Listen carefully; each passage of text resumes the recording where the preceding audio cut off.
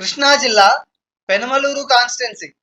ఇక్కడ 2014లో టీడీపీ నుంచి బోడే ప్రసాద్ గారు వైఎస్ఆర్సీపీ అభ్యర్థి అయిన కుక్కల విద్యాసాగర్ గారి మీద పోటీ చేసి 31,448 ఓట్ల మెజారిటీతో గెలవడం జరిగింది. ఫైనల్ గా ఈ సీట్ ని టీడీపీ కైవసం చేసుకోవడం జరిగింది. ఇక 2019లో కనుక మనం ఒకసారి ఇలానే చూసుకున్నట్లయితే ఇక్కడ వైఎస్ఆర్సీపీ నుంచి ఈసారి కొలుసు పార్థసారథి గారు బీఎస్పీ పార్టీ అభ్యర్థి అయిన లంకా కరుణాకర్ దాస్ గారి మీద టీడీపీ పార్టీ అభ్యర్థి అయిన బోడే ప్రసాద్ గారి మీద పోటీ చేసి టీడీపీ మీద 11,317 ఓట్ల మెజారిటీతో ఈసారి ఈ సీట్ ని వైఎస్ఆర్సీపీ కైవసం చేసుకోవడం జరిగింది. ఇక ఈ 2024లో ప్రస్తుత పరిస్థితిని కనుక మనం చూసినట్లయితే ఈసారి టీడీపీ, జనసేన, బీజేపీ కూటమి అభ్యర్థిగా టీడీపీ నుంచి ఈసారి కూడా బోడే ప్రసాద్ గారే ఇక్కడ పోటీ చేయడం జరుగుతుంది.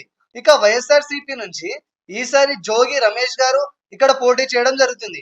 ఈసారి వీరిద్దరి మధ్య జరిగే ఈ హోరాహోరీ పోరులో ఏ అభ్యర్థి గెలుస్తారో తెలుసుకోవాలంటే ఇక్కడ మనకి కనిపిస్తున్న 2014, 2019లో ఈ పార్టీలకు పోలైన ఓట్ల శాతాన్ని దృష్టిలో పెట్టుకొని అలాగే కొన్ని ముఖ్యమైన సర్వేలను పరిగణనలోకి తీసుకొని పరిశీలించి చూడగా ఇక్కడ ఫలితం పోటాపోటీ వాతావరణాన్ని తలపిస్తుంది అనిపిస్తుంది.